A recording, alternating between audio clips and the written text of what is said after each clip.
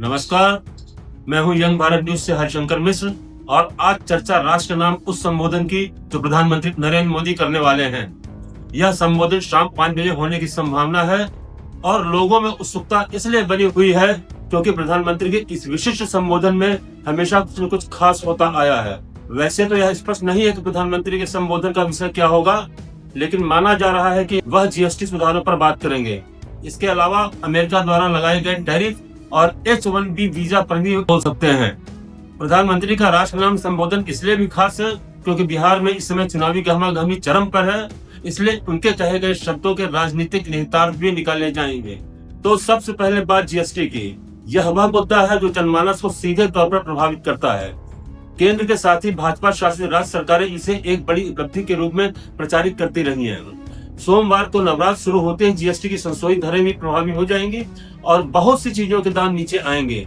प्रधानमंत्री इसे त्योहारी उपहार के रूप में भी लोगों को समझ प्रस्तुत कर सकते हैं और यह वह मुद्दा है जो परोक्ष या प्रत्यक्ष रूप में बिहार चुनाव पर असर डालेगा।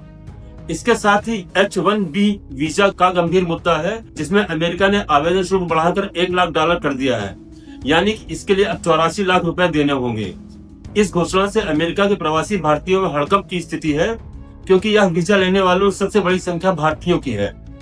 इसके साथ ही प्रधानमंत्री अमेरिकी टैरिफ पर भी बात कर सकते हैं।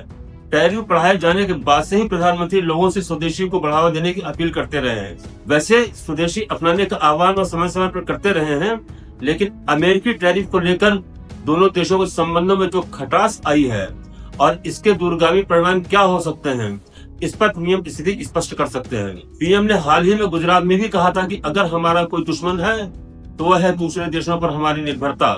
यही हमारा सबसे बड़ा दुश्मन है और हमें मिलकर भारत के इस दुश्मन को हराना ही होगा।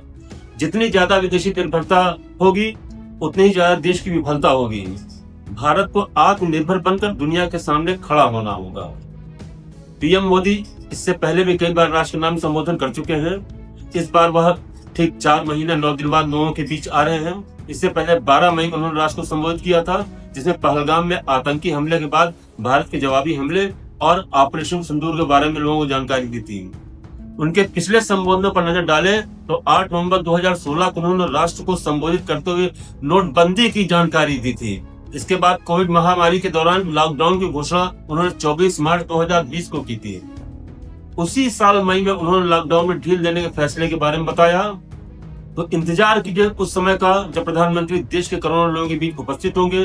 बस कुछ ही घंटे बचे हैं, फिर मुलाकात होती है। मैं हरिशंकर मिश्र आपसे विदा लेता हूँ। वीडियो पसंद आए तो लाइक और सब्सक्राइब जरूर करें, बेल आइकन जरूर बजाएं।